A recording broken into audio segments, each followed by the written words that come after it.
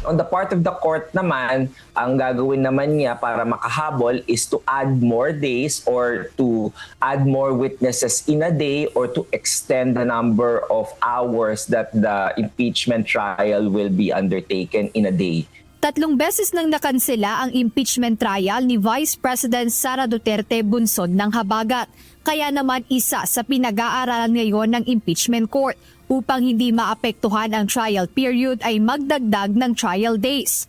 Ayon kay Attorney Reggie Tonggol, maaari rin namang palawigin ang oras ng paglilitis kada araw. As we have seen the last time na extend tayo ng 1 hour from 3 o'clock, umabot tayo hanggang 4 p.m. para lang matapos yung last witness na si Ms. Sailin Del Campo. So kinokonsidera nila yon na instead of i-transfer mula umaga hanggang hapon, i-extend na lang ng 1 to 2 hours yung trial para umabot until 4 or 5. Una nang naghain ng mosyon si Senator Judge Juan Miguel Mig-Zubiri na pagpalitin ang schedule ng impeachment trial at ang regular na sesyon.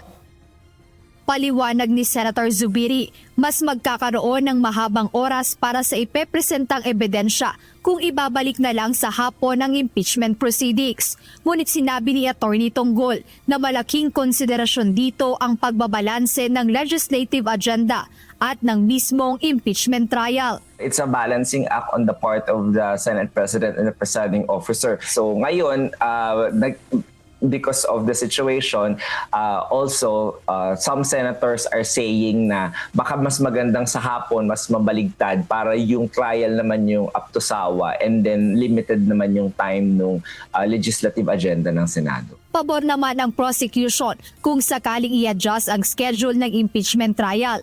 Kabilang narito ang pagpapalawig sa 4 na araw o kaya ay maibalik sa orihinal na schedule na 3:00 ng hapon. I think if we want to finish this as early as possible, siguro magdagdag ng 1 araw. Ang ideal dyan, sana ang impeachment 3 o'clock hapon para makatuloy-tuloy na hanggang so that both houses can do their legislative work in the morning or committee hearings. Samantala hindi naman kasama sa tinitingnang option ng Senate Impeachment Court na gawing virtual ang trial. Definitively, hindi yan kinokonsidera sa ngayon because there are many legal issues and logistical issues regarding the virtual hearings. So as of now, wala tayong rules regarding that matter. So it might entail amending the rules of the Senate and the Senate impeachment rules. Bukod sa kawalan ng malinaw na rules para sa virtual trial,